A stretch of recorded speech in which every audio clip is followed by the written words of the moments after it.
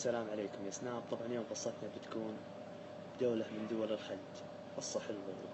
بعث الرسول صلى الله عليه وسلم واحد إلى حي من أحياء العرب، قاموا سبوه وضربوه. رجع للرسول صلى الله عليه وسلم، رجع للرسول صلى الله عليه وسلم قال له إن أنا صار لي كيت وكيت، تضربوني وسبوني. قال له الرسول صلى الله عليه وسلم لو أنه لعمانا أتيت ما سبوك وما ضربوك. بعد اليوم قصتنا عن فارس شجاع وقائد من قادة عمان. توفي القائد ناصر بن مرشد اليعربي، تولى الحكم من ولد عمه.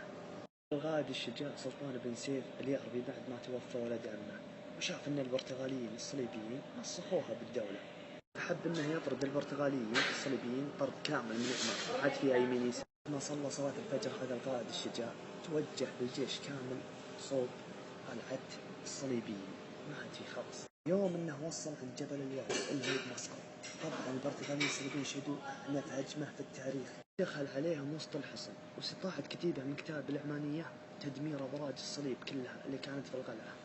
في يوم دمروا أبراج الصليبيين وكسروا الحصن اللي فيه القوات الحامية، استسلم القائد، ما عاد قدر عليهم. منه استسلم اللي هو القائد، تمت سفينتين بس البرتغاليين، هذه السفينتين تموا يطلقون النار على العمان. أمر السلطان سلطان بن سيف اليعربي قوات الضفادع البشرية انهم يروحون صوب هالسفينتين ويكسرونها. طبعا توجه القطاسين العمانيين المجاهدين صوب هذه السفينتين وكسروا اللي فيها وخلوها تغرق. منه شاف القائد الشجاع هذا الانتصار فقام يكبر، وقاموا يكبرون العمانيين على النصر.